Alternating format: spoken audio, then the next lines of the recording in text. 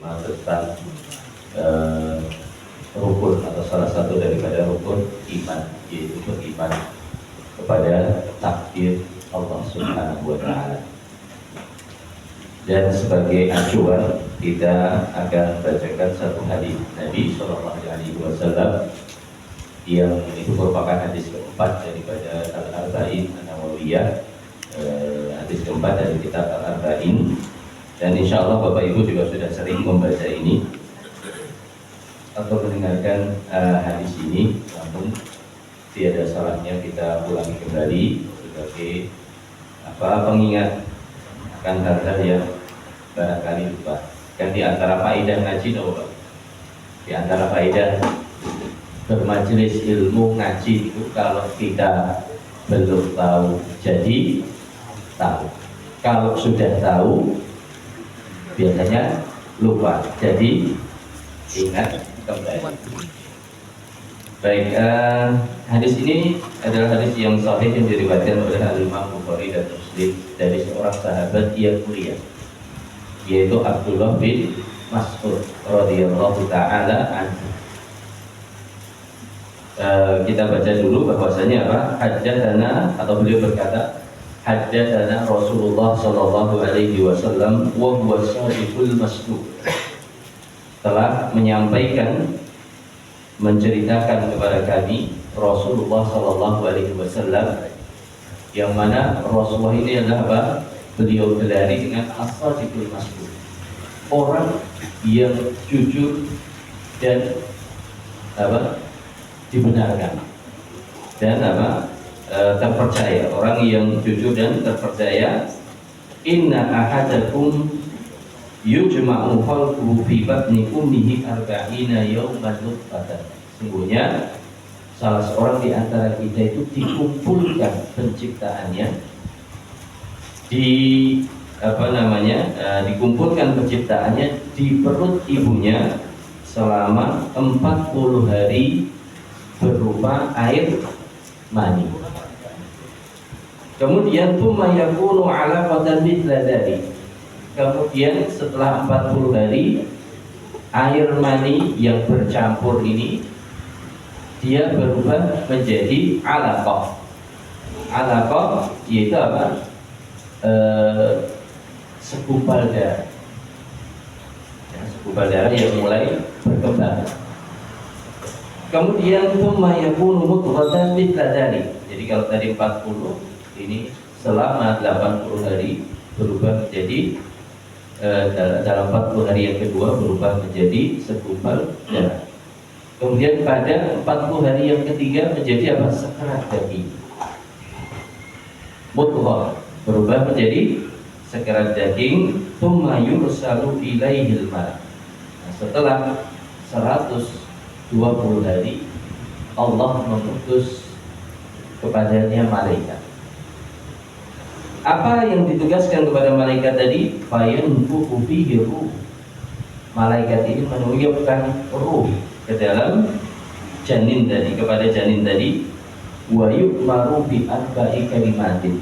Dan malaikat ini diperintahkan untuk menulis 4 perkara atau 4 kalimat.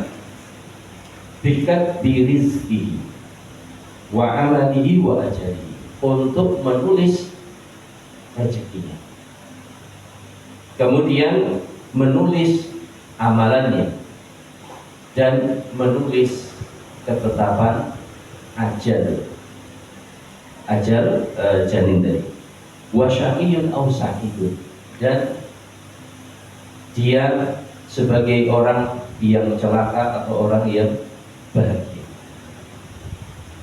Kemudian Rasulullah bersabda, "Fawalladzi la ilaha ghairu," demi Allah yang tiada zat yang berhak untuk diibadahi kecuali Dia. Inna ahadakum la ya'malu bi amali ahli jannah. Sesungguhnya salah seorang di antara kalian itu ada yang dia beramal dengan amalan penduduk surga. Hatta ma yakuna bainahu wa bainahu illa dira', hingga tidak ada jarak antara dia dengan surga kecuali 1 hasta. Fayasbiqu alaihi al-kitab, Akan tapi apa? Ada ketentuan yang telah Allah tetapkan sebelumnya. Fayamalu bi amali ahli nar, kemudian dia beramal dengan dengan amalan penduduk neraka. Fayadkhuluha, maka dia pun masuk atau dimasukkan ke dalam neraka. Wa inna ahadakum, dan akan ada seorang di antara kalian ya'malu bi amali ahli nar, dia beramal dengan amalan penduduk neraka. Hatta ma yakuna bainahu wa bainaha illa dira, hingga tidak ada jarak antara dirinya dengan neraka kecuali satu hasta atau satu hasta. Fayasbiqu alaihi kitab, akan tapi ada ketentuan yang telah Allah tulis sebelum itu. Fayamalu bi amali ahli jannah fayadkhuluha, kemudian apa? Dia pun beramal dengan amalan penduduk surga dan dia pun masuk ke dalam surga Allah Subhanahu wa ta'ala. Jadi ini gambarannya Bapak Ibu sekalian. Secara garis besar Rasulullah menyebutkan proses penciptaan kita. 40 hari berupa mani, 40 hari berupa segumpal darah, 40 hari berupa sekerat daging. Kemudian Allah mengutus malaikat yang meniupkan ruh pada diri janin, kemudian menulis 4 perkara tentang rezekinya, tentang amalnya, tentang ajalnya, kemudian apa? Dia bahagia atau celaka. Kemudian apa? Beliau menjelaskan bahwasanya ada orang yang dia beramal dengan amalan penduduk surga, sampai tidak ada jarak antara dirinya dengan surga kecuali satu jengkal atau satu hasta. Tapi apa? Ada ketentuan yang telah lalu, bahwasanya apa? Di antaranya apa? Barangkali barang siapa yang beramal misalnya dengan amal, atau barang siapa yang akhir hidupnya adalah dengan apa? Kesyirikan, maka akan gugur semua amal. Maka orang tadi apa? Mengamalkan suatu amalan yang merupakan itu amal penduduk neraka, sehingga dia pun masuk ke dalam neraka. Dan ada di antara manusia yang dia beramal dengan amalan penduduk neraka sepanjang hidup, hingga tidak tersisa jarak antara dirinya dengan neraka kecuali satu hasta. Tapi ada ketentuan sebelum itu, bahwasanya dia akan beramal dengan suatu amalan penduduk surga. Maka dia pun mengamalkan amalan tersebut, dia beramal dengan amalan tersebut, dan Allah memasukkannya ke dalam surga. Bapak Ibu sekalian, kita mulai membedah satu persatu daripada hadis ini. Mudah-mudahan ada hikmah keimanan yang bisa kita ambil. Yang pertama, yang meriwayatkan hadis ini, atau hadis ini diriwayatkan dari Rasulullah oleh seorang sahabat Nabi. Siapa Pak tadi namanya? Sahabat Nabi yang meriwayatkan hadis ini tadi siapa namanya? Abdullah bin Mas'ud. Nah, Abdullah bin Mas'ud ini, beliau termasuk para sahabat yang pertama kali masuk Islam. Kalau bukan yang ke-6, yang ke-7. Ini termasuk orang-orang yang pertama kali masuk Islam. Beliau awalnya hanyalah seorang penggembala kambing, orang yang miskin, penggembala kambing, badannya kurus kecil. Suatu ketika beliau manjat pohon kurma ketika sudah hijrah di Madinah. Kemudian kelihatan betis beliau yang kecil. Para sahabat melihat betis beliau yang kecil, maka para sahabat pun tertawa atau tersenyum simpul melihat kecilnya betis Abdullah bin Mas'ud.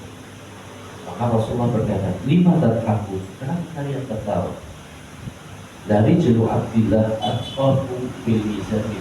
Ketahuilah bahwasanya kaki Abdullah bin Mas'ud itu yang kecil itu lebih berat di mizanul amal, di mizan timbangan amal daripada gunung Uhud.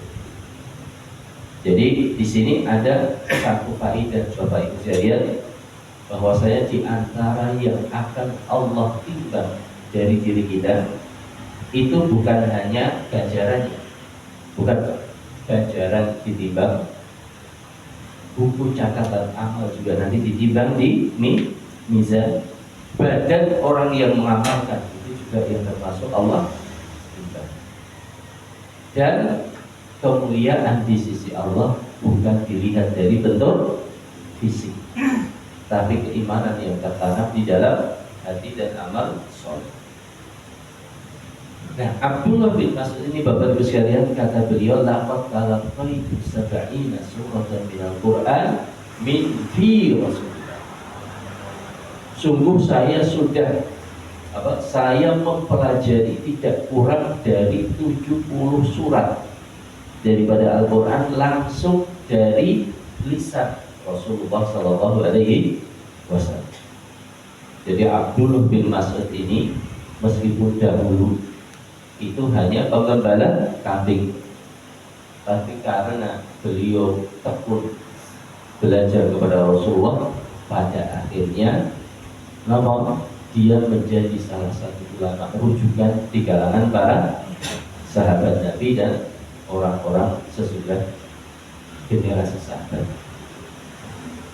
Kemudian Bapak Ibu sekalian, ada satu hal juga yang berkaitan dengan Abdullah bin Mas'ud, bahwasanya pengikut para nabi itu diawali oleh siapa? Oleh orang-orang yang kaya atau oleh orang-orang yang lemah dan tidak punya harta. Jadi di dalam hadis Nabi atau di dalam bukan di dalam hadis, jadi di dalam kisah ketika Rasulullah, kemarin kita sudah mengirim pada pertemuan sebelum ini, Pak, masih ingat Pak temanya, Pak? Tentang apa? Surat Heraklius. Surat Rasulullah kepada Heraklius, yang mana Rasulullah mendakwai Hercules, rajanya Romawi, untuk masuk Islam. Nah, di situ kan kalau jangan masih ingat terjadi diskusi antara Abu Sufyan dan Hercules. Hercules bertanya kepada Abu Sufyan, apakah yang mengikuti Muhammad itu orang-orang yang lemah ataukah orang-orang yang punya status sosial yang tinggi? Kata Abu Sufyan yang mengikuti Muhammad, yang beriman kepada Muhammad itu adalah orang-orang yang lemah. Maka kata-kata Hercules wahakadzal anbiya. Demikianlah para nabi, pengikut mereka itu diawali dari orang-orang yang lemah, orang-orang yang tidak punya tidak punya kedudukan. Kenapa, Pak? Karena orang yang relatif lemah, tidak punya status sosial yang tinggi, dia hidupnya relatif semen, tidak punya keinginan macam-macam, tidak punya cita-cita yang terlalu tinggi, sehingga hidupnya sederhana. Kalau ada kebenaran sudah masuk ke dalam hati. Beda, Pak, kalau orang-orang status sosialnya tinggi, misalnya pejabat. Kalau pejabat publik itu kan kalau sudah mendekati pemilu biasanya dekatnya kemana, Pak? Dekatnya ke pesantren, ke kiai, ke masjid. Kenapa? Karena ada motif, ada tujuan lain. Dia mendekat ke masjid ada tujuan. Nah, beda dengan orang-orang yang tidak punya status sosial di masyarakat. Dekat ke masjid dia semata-mata mencari ketenangan hati, karena keimanan kepada Allah Subhanahu wa Ta'ala. Baik, kita lanjutkan Bapak Ibu, kita kembali kepada Abdullah bin Mas'ud. Ini adalah dahulunya adalah seorang penggembala kambing yang hidupnya sangat sederhana, tapi karena kesungguhan beliau Allah meninggikan derajatnya, termasuk orang yang pertama kali masuk Islam, generasi awal masuk Islam, kemudian belajar langsung kepada Rasulullah tidak kurang dari 70 surat daripada Al-Quran. Kemudian Allah menjadikan beliau sebagai rujukan ulama di antara kaum muslimin, di antara sahabat-sahabat Rasulullah SAW, dan beliau meninggal pada tahun 32 Hijriah. Kemudian Rasulullah SAW atau beliau berkata telah mengabarkan kepada kami, yaitu Rasulullah SAW, orang yang jujur dan terpercaya. Kenapa Pak? Beliau menegaskan jujur dan terpercaya karena yang akan dikabarkan ini berkaitan dengan perkara yang tersembunyi dari kita, yang gaib dari kita. Oleh karena itu beliau butuh mengawali dengan satu mukadimah bahwasanya yang mengabarkan ini adalah orang yang jujur dan terpercaya, tidak mungkin bohong, tidak mungkin dusta. Kalau kita Pak diberitahu, dikabari oleh orang yang kita belum tahu orang ini orang jujur atau tidak, biasanya gimana Pak? Langsung kita terima atau dipikir dulu, atau ini orang kira-kira gimana ya? Riwan? Nah, pasti kita pikir-pikir. Oleh karena itu Abdullah bin Mas'ud di sini menegaskan bahwasanya yang mengabari ini adalah orang yang jujur dan terpercaya. Tidak ada alasan bagi kita meragukan informasi tersebut. Kemudian beliau berkata, inna ahadakum yujma'u khalquhu fi batni ummihi arba'ina yawman nutfatan. Sungguhnya salah seorang di antara kalian, kita semua ini, Allah kumpulkan penciptaannya di dalam perut ibu kita. Berarti di sini juga ada isyarat Pak, isyarat suatu apa? Kewajiban kita kepada ibu kita, bahwasanya ibu kita mengandung kita dalam keadaan yang susah, yang berat. Maka ada pesan tersirat untuk apa? Untuk memperbaiki atau bermuamalah dengan sebaik-baiknya kepada ibu kita. Arba'ina yawman nutfatan, selama 40 hari berupa air mani. Ini sebagaimana Allah ceritakan, kisahkan di dalam surat Al-Insan. Hal ata 'alal insani hinun minad dahri lam yakun syai'an madhkura. Bukankah telah berlalu pada diri manusia suatu waktu di mana dia bukanlah apa-apa? Gimana Mbak? Sebelum kita jadi manusia ini kita apa Pak? Apa kita ini? Jangan kayak mutan-mutan. Sebelum jadi manusia jadi apa? Kita bukan apa-apa. Ya Allah mengingatkan, bukankah telah berlalu pada diri manusia itu suatu waktu di mana dia itu bukan apa-apa, bahkan disebut saja orang merasa jijik. Nggak boleh mani. Orang nyebut mani saja merasa malu, merasa jijik. Inna khalaqnal insana min nutfatin amsyad. Hal ata'ala al-insani hinun min ad-dahri lam yakun syai'an madhkura. Inna khalaqnal insana min nutfatin amsyad. Sesungguhnya kami menciptakan manusia dari air mani yang bercampur. Air mani yang bercampur, air mani yang kita sendiri kalau diletakkan di tangan sini Pak, jangan rumah jijik badan. Jadi di sini Allah mengingatkan kita ini bukan siapa-siapa. Bahkan asal penciptaan kita pun kita sendiri jijik melihat. Nabtalihi faja'alnahu sami'an basira. Kami ingin menguji mereka, kami ingin menguji manusia ini, maka kami jadikan dia bisa mendengar dan bisa melihat. Ya Allah ada jadikan kita punya pendengaran, penglihatan untuk menguji kita, menguji keimanan kita. Inna hadainahu sabila imma syakira wa imma kafura. Sungguhnya kami menunjukkan kepadanya jalan yang lurus, jalan kepada Islam. Tapi di antara mereka apa? Di antara mereka ada yang kufur, ada yang bersyukur. Ada yang kufur, ada yang bersyukur. Yang bersyukur dia mau menerima Islam, mempelajari Islam, menanamkan akidah keyakinan di dalam hatinya, berusaha melahirkan dalam amal soleh. Adapun mereka yang kufur, mereka akan menjauh. Allah mengabarkan asal mula penciptaan kita dari mani selama 40 hari. Tsumma yakunu 'alaqatan mithla dzalik, kemudian berupa segumpal darah. Tsumma yakunu mudghatan mithla dzalik, kemudian berubah sekerak daging. 40 40 40. Jadi ada bilangan apa Pak? Dengan ada apa dengan bilangan 40? Jadi bilangan 40 itu banyak sekali disebutkan di dalam beberapa hadis, termasuk di sini. Termasuk ketika Allah mengajarkan Taurat kepada Nabi Musa selama berapa Pak? 40 hari.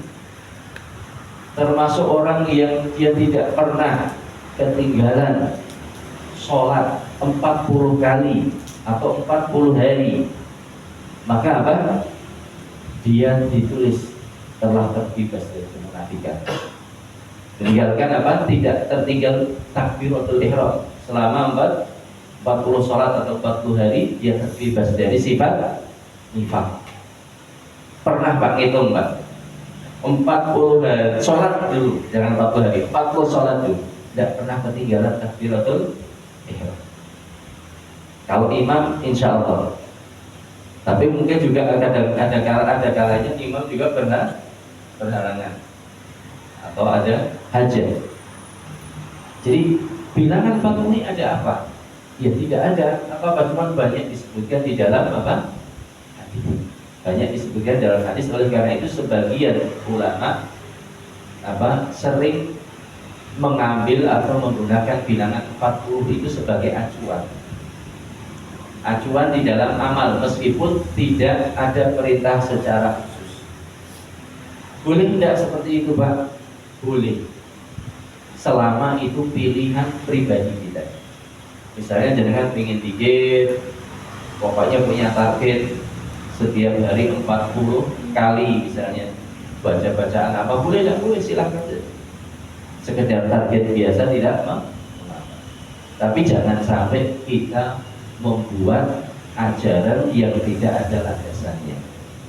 Misalnya Pak, kita katakan barang siapa yang setiap hari baca Al-Fatihah atau An-Nas, Al-Falaq 40 kali sehabis sholat, maka usianya akan dipanjangkan. Nah, ini tidak boleh.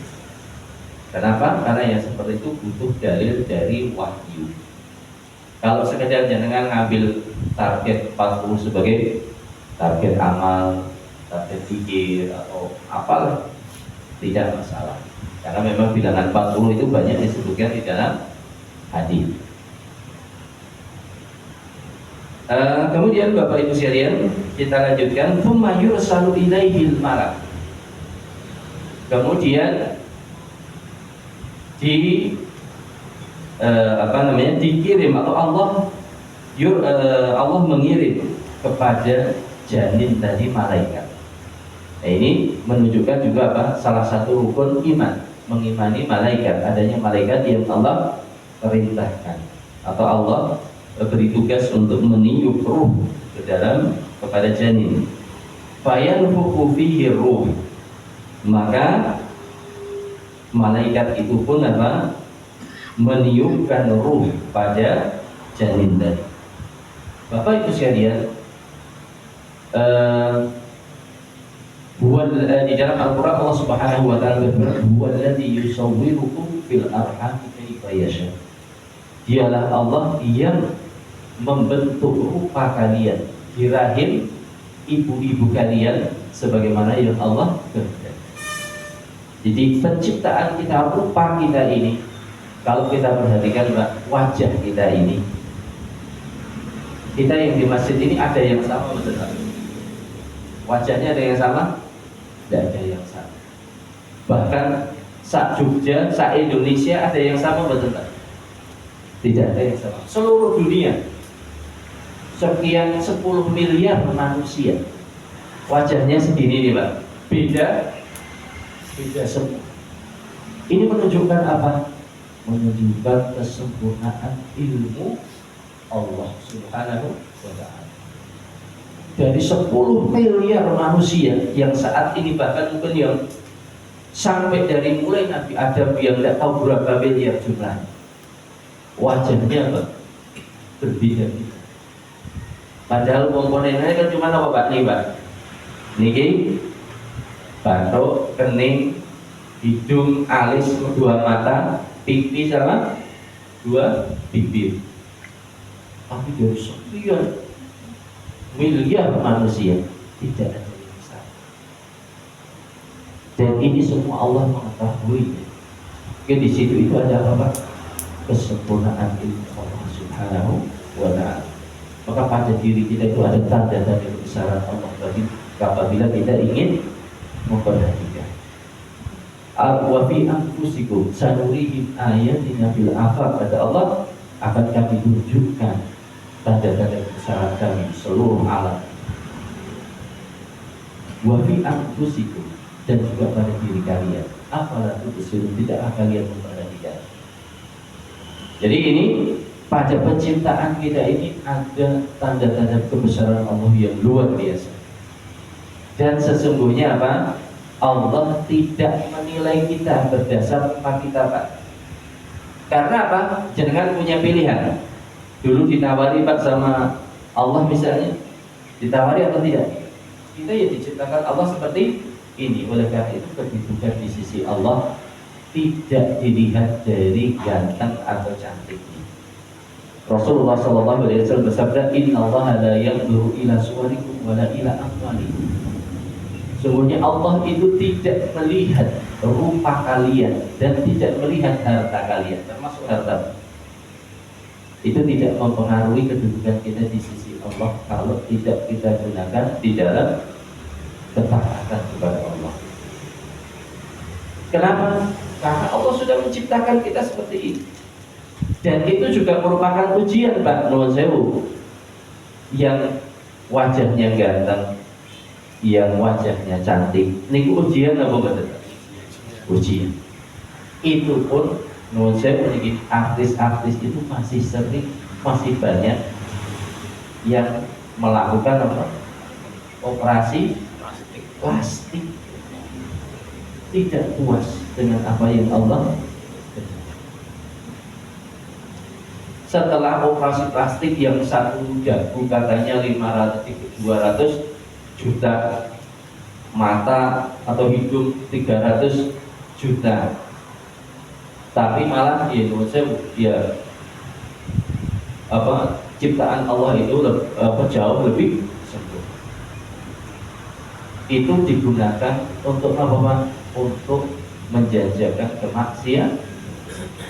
Sudah keluar biaya banyak, setelah jadi lebih cantik atau lebih ganteng, digunakan untuk apa? Untuk menyebarkan beberapa kemaksiatan. Ini kan satu musibah. Dan Allah itu tidak melihat rupa kita. Allah tidak melihat atau tidak menjadikan rupa kita sebagai pedoman atau kedudukan, penentu kedudukan di sisinya. Kemudian apa? Kita kembali kepada hadis tadi, wa yu'maru bi arba'i kalimatin. Kemudian Allah memerintahkan malaikat tadi menulis 4 kalimat. Yang pertama, bikat rizqihi, untuk menulis rezekinya. Rezeki kita itu sudah terbatas. Selama jatah rezekinya belum habis, malaikat maut belum akan mendatangi kita. Selama jatah rezeki kita belum habis, malaikat maut tidak akan mendatangi kita. Tapi begitu jatah rezeki kita habis, maka apa? Ketika itulah ajal menjemput. Dan rezeki kita, Nuwun Sewu, itu bukan yang kita kumpulkan. Rezeki kita itu bukan yang kita kumpulkan, tapi apa yang kita nikmati. Apa yang kita nikmati, makanan, pakaian, tempat tinggal, kita berlindung, itulah rezeki. Kalau yang kita kumpulkan, itu rezekinya siapa, Pak? Ahli waris kita.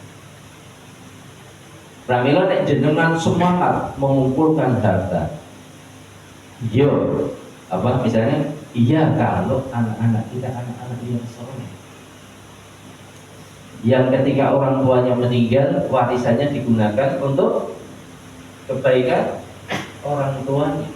Nah kalau anak-anak kita waliyadzubillah, semoga Allah melindungi kita, anak-anak yang tidak beriman kepada Allah atau imannya lemah, begitu mewarisi harta yang sedemikian banyak dari diri kita, hartanya untuk apa Pak? Untuk hura-hura, untuk foya-foya, untuk maksiat. Ini kan justru merugikan diri. Dan yang namanya rezeki itu kita ambil dari jalan yang halal maupun yang haram. Ketika sudah sampai batasnya, maka ajal akan menjemput kita. Rezeki mau kita ambil dari jalan yang halal, begitu jatahnya habis, malaikat maut menjemput kita. Kita ambil dari jalan yang haram, jatahnya habis, malaikat maut menjemput. Oleh karena itu di antara perkara yang sangat dianjurkan untuk segera dilaksanakan adalah apa? Membayar hutang. Agar apa? Agar jangan kesusul habisnya jatah rezeki. Kenapa? Karena kalau kita bayar hutang itu kan sebenarnya itu miliknya orang lain. Kalau itu kita ketok, dia itu jadi milik, istilahnya apa, rezekinya gitu, mengurangi rezeki kita. Tapi kalau kita bayar kepada orang lain, jadi rezekinya orang lain, tidak akan mengurangi rezeki kita. Kemudian yang berikutnya adalah amalnya, ditulis amalnya. Dan jadi semua perbuatan kita Bapak Ibu itu adalah sudah tercatat, sudah tertulis, sudah ditakdirkan. Semua perbuatan kita. Kemudian hanya saja Allah Subhanahu wa taala memberikan dua pilihan, jalan kebaikan dan jalan kedurhakaan. Di dalam surat Asy-Syams ya, fa'alhamaha fujuraha wa taqwaha. Setiap jiwa itu diberi jalan ketakwaan dan jalan kefajiran, jalan kedurhakaan. Qad aflaha man zakkaha. Sungguh beruntung mereka yang mensucikan jiwanya dengan menempuh jalan ketakwaan. Wa ajalihi, dan ajalnya, ajal kita juga sudah tertulis di dalam Sahih Bukhari. Bapak dalam salah satu hadis disebutkan atau digambarkan, Hafidz Ibnu Hajar menggambarkan atau digambarkan kita itu, ajal kita itu seperti kotak. Ajal kita itu apa? Seperti kotak. Ini adalah usia manusia, kotak. Kemudian apa? Ada garis lurus ini melewati apa? Kotak. Garis lurus melewati kotak. Dari keluar kotak, masuk kotak, keluar lagi. Ini adalah apa? Angan-angan manusia. Angan-angan manusia. Tidak ada habisnya, panjang sekali. Kemudian digambarkan di sisi kanan kirinya ada garis-garis. Ada garis-garis. Disebutkan di situ apa? Garis-garis ini adalah ajal manusia. Batas ajal manusia. Nah, ketika manusia sedang apa? Enak-enaknya berhayal, mengejar apa? Mengejar cita-cita. Tiba-tiba garis yang paling dekat apa? Menyambar, memotong seluruh amalannya. Usianya apa? Habis, memotong seluruh usia. Jadi apa gambaran ini? Kotak, di sini ada garis lurus, ini angan-angan manusia, ada garis-garis samping. Nah, kebanyakan manusia dari dia mengejar impiannya, mengejar cita-citanya, tiba-tiba garis yang paling dekat apa? Nyamber apa? Nyawa.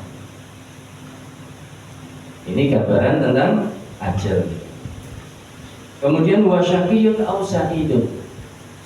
Dan apakah dia itu orang yang bahagia atau yang celaka? Yang celaka atau bahagia? Bapak Ibu sekalian, Allah Subhanahu wa taala menentukan bagi kita dua tempat ibadah. dan menentukan bagi kita dua jalan. Adapun dua tempat kembali sebagaimana disebutkan hadis Nabi sallallahu alaihi wasallam, "Idza wudi'al mayyit fi qabrihi." Apabila seorang mayit itu sudah diletakkan di liang kuburnya, in kana mu'minan, apabila dia seorang mukmin dan lulus dari fitnah kubur, dibukakan pintu yang menunjukkan tempat dia di neraka. Undur ila maq'adika bina, lihat itu tempatmu di neraka. Qad abdalahu Allahu khairan min, Allah telah mengganti tempat itu dengan tempat yang lebih baik, maka dibukakan pintu yang mengarahkan dia ke tempatnya di surga. Jadi hakikatnya Bapak Ibu, Allah menyiapkan dua tempat tadi.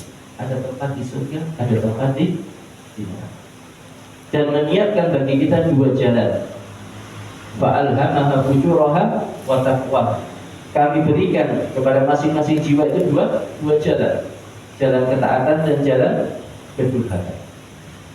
Qad aflaha man zakkaha, sungguh beruntung orang yang mensucikan dirinya dengan menempuh jalan ketaatan.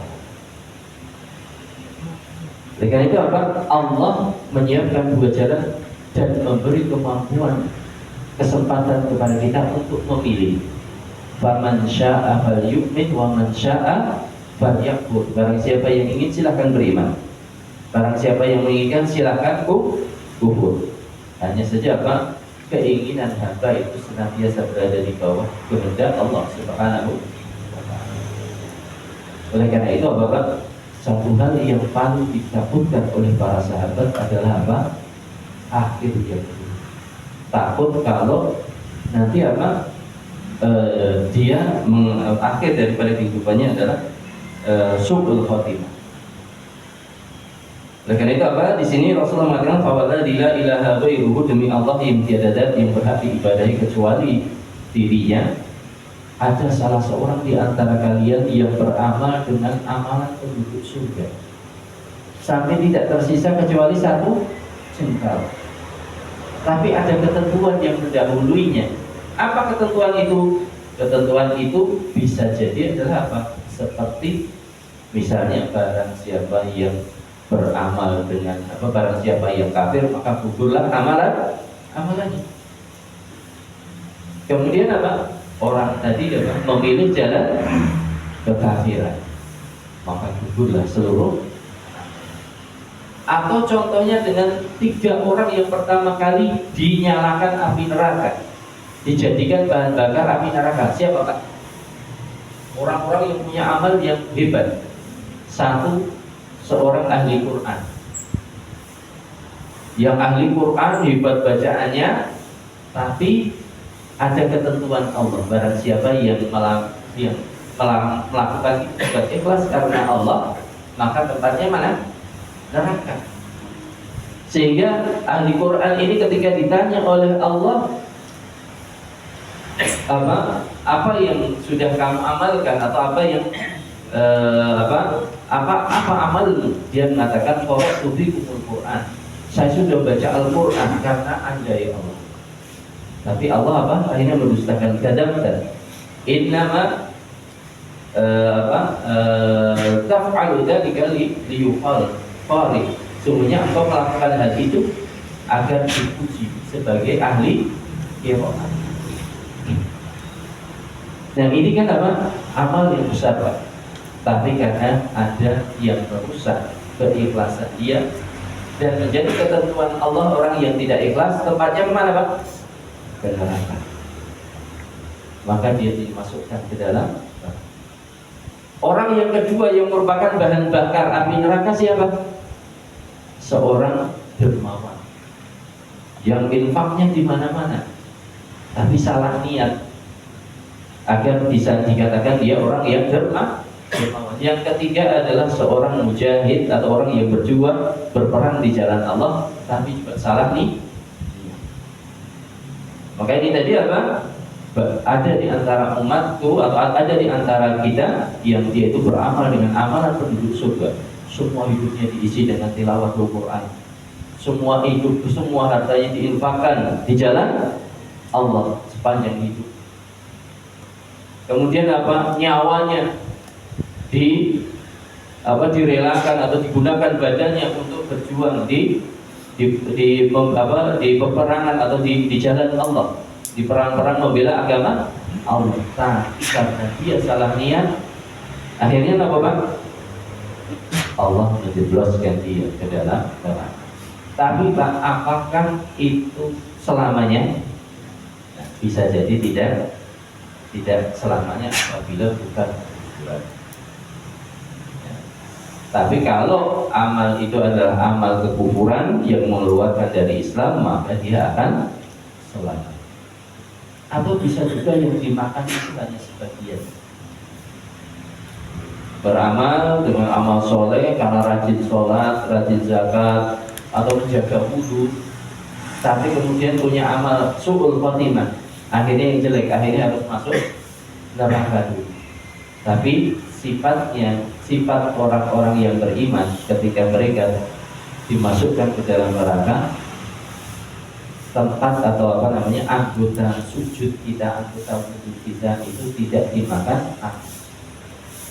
Anggota tubuh seorang muslim yang biasa dibasuh air wudhu, dia tidak dimakan api. Nah sebaliknya Bapak Ibu sekalian, ada orang yang dia mengisi hidupnya dengan amal penduduk neraka, kafir sepanjang hidupnya, di akhir hidup mendapat taufik, hatinya terbuka untuk masuk Islam. Maka ini adalah husnul khatimah. Ini Allah memasukkan dia ke dalam surga. Atau ada orang muslim sepanjang hidupnya diisi dengan dengan maksiat dan dosa, kemudian hatinya terbuka untuk bertobat kepada Allah. Maka tobat itu menghapus dosa-dosa sebelumnya, sehingga Allah masukkan dia ke dalam surga. Atau sepanjang hidupnya dia hidup di lingkungan yang buruk, yang buruk. Kemudian di akhir hayatnya atau sebelum ajal menjemput, hatinya terbuka untuk mencari lingkungan yang baik, yang baik. Ternyata di tengah jalan belum sampai lingkungan yang baik, malaikat maut sudah menjemput. Maka yang demikian ini juga insya Allah kembalinya kepada surga Allah Subhanahu wa Ta'ala. Karena itu ini adalah takdir Allah itu tidak ada kezaliman. Allah itu tidak berbuat zalim kepada hambanya dengan mentakdirkan apakah dia penduduk surga atau dia penduduk neraka. Itu tidak ada kezaliman. Tapi itu adalah keadilan Allah Subhanahu wa Ta'ala. Tidak ada kezaliman pada perbuatan Allah Subhanahu wa Ta'ala. Karena itu Bapak Ibu sekalian, hendaknya kita jangan berhenti untuk meminta akhir kesudahan yang baik. Syukur-syukur Bapak mohon kepada Allah, barangkali kita minta agar Allah menjadikan akhir kehidupan kita di dunia itu sebagai hari yang paling indah. Amin. Pernah minta ya Allah jadikan hari terakhir di dunia, hari pertemuan dengan adalah hari yang paling indah di dunia. Dan hari yang paling indah itu adalah tatkala kita bertemu Allah dalam kondisi keimanan yang paling baik. Dan kondisi keimanan yang paling baik tidak mungkin tanpa kita usahakan. Harus kita usahakan dengan ngaji, dengan berusaha mendekatkan diri kepada Al-Quran. Kalau misalnya kita masih jarang berinteraksi dengan Al-Quran, ditambah lagi hariannya baca Al-Quran, sunnah-sunnah Rasulullah kita hidupkan kembali, hati kita pantautkan, kita hubungkan dengan masjid Allah. Mudah-mudahan Allah Subhanahu wa Ta'ala menerima semua amal kita dan mengakhiri kehidupan kita di dunia ini dengan akhir yang baik, dalam kondisi keimanan yang terbaik, sehingga termasuk orang-orang yang bahagia, gembira bertemu dengan Allah Subhanahu wa Ta'ala. bukan orang-orang yang sedih, susah bertemu dengan Allah. Demikian sudah masuk waktu syurga. Sudah belum? 4 ya? Iya. Udah 46. Oke, sampai. Demikian untuk kajian kita kali ini. InsyaAllah kita lanjutkan pada pertemuan yang mendatang. Wallahu ta'ala alam. Banyak atau ada pertanyaan Pak? Barangkali tidak ada gitu. Ya. Banyak hal yang kurang berkenan mohon dimaafkan. Wassallallahu ala nabiyina Muhammad wa ala alihi wa sahbihi ajma'in. Subhanallah bihamdik. Asyhadu an la ilaha illa anta astaghfiruka wa atubu ilaik. Assalamualaikum warahmatullahi wabarakatuh.